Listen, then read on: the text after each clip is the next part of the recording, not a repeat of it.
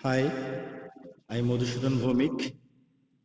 আপনারা জানেন যে আমার এই গ্রো বাংলাদেশ চ্যানেলে আমি নিয়মিত আসলে ভিডিও দিই। তো বেশ কয়েকদিন পর আজকে একটা নতুন ভিডিওতে যাচ্ছি। বেসিক্যালি অনেকগুলো কাজ আমার হাতে থাকে।